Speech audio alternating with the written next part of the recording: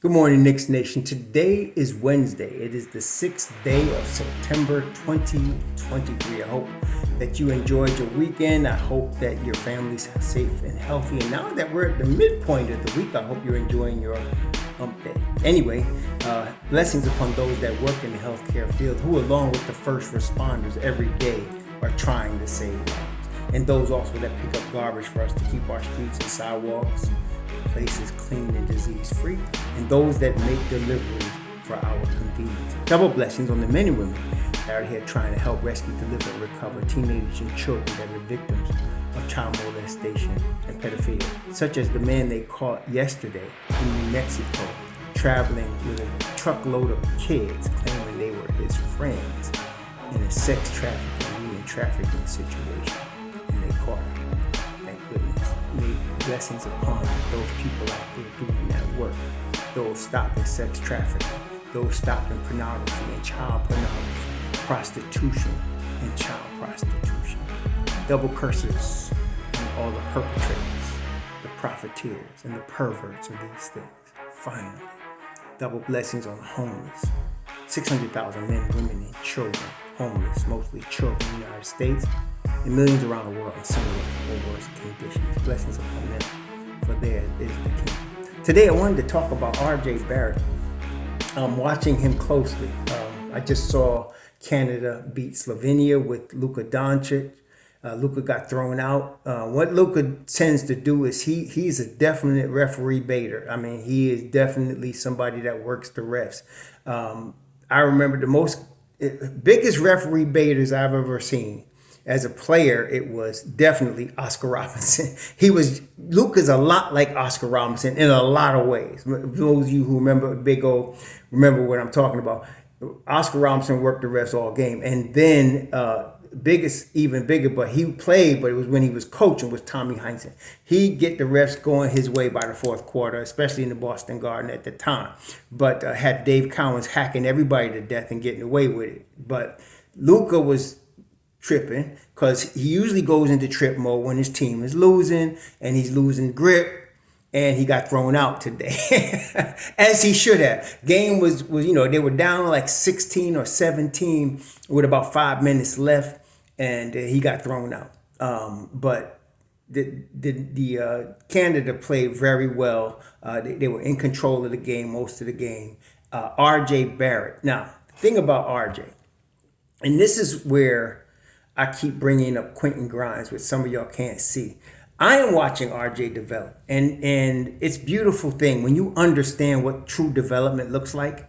It's a beautiful thing to watch a young player develop, especially when he plays for your team. And so RJ is maddeningly inefficient and inconsistent. He will drive you crazy. He will get 40 points one game and 4 the next. That's him. That's part of his game, unfortunately. But when he does score, when he does play somewhat efficiently, he does it beautifully, and he does it in bunches. So this game, for example, he didn't score much coming down the stretch, but the 24 points that he did score were off of backdoor cuts, running the floor, finishing, and of course he hit some three-point shots as well. So he was really playing good ball. The thing is I like about this year's Knicks, and that's what I keep bringing this up because it's important, is Quentin Grimes. Because on those days where RJ's got those Ray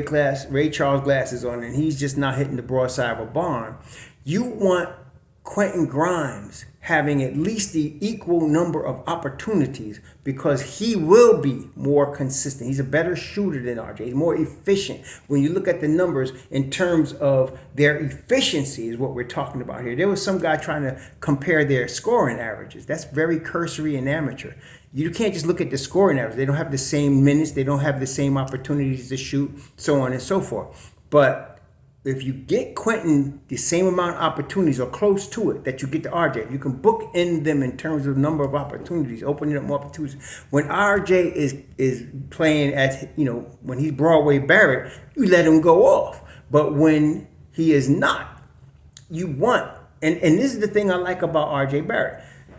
Even though, he is the third option on the Knicks, been the third option, for all his career, either the second or the third option, since he's been a Knick.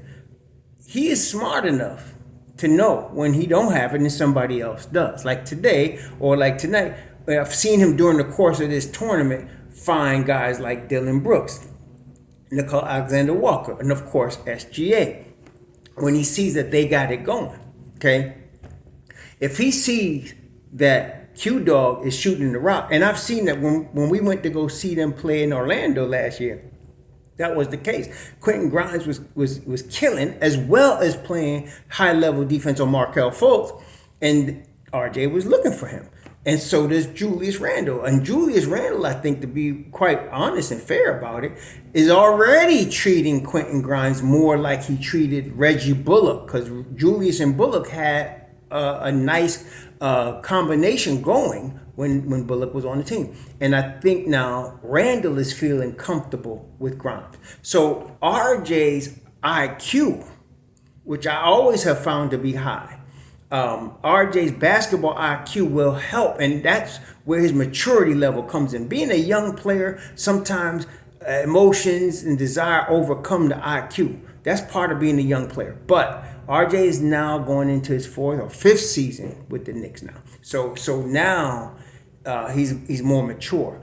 The FIBA Cup and him playing for Canada, that's what I'm seeing. I'm seeing the maturity. I'm seeing the fact that we understand he can be inconsistent, but he also has a higher IQ. He's bigger and stronger now. He overwhelms smaller players. He just does. He's just too strong for smaller players. When I mean small, I mean lighter. They might be taller. They might be like 6'8", 6'9", but if they ain't got the buff that he got, he's going to bully them. That's what he does. The same with Julius Randle. Julius is 6'8", but because he's strong as a brick doo-doo house, if you get somebody taller than him, he's going to bully him. Okay, especially if that guy has to guard him one-on-one. That's a pretty difficult task for anybody. So I'm very encouraged by the maturity level increasing with RJ Barrett. I think that will carry over. Not everything carries over from FIBA. I mean, after all, it is FIBA. Not saying FIBA is not a great league, not a great tournament, but it's not the league. Okay, there's nothing like the league. Nothing on the planet like the league.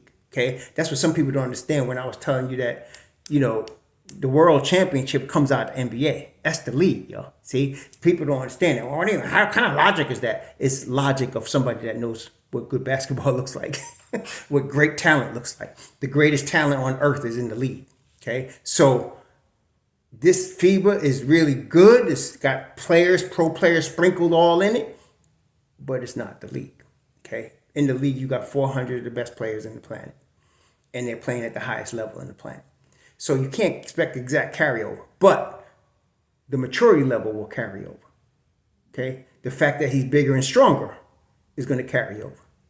Okay, those two things are going to carry over. And again, the two things that I'd like to see: defense and finishing.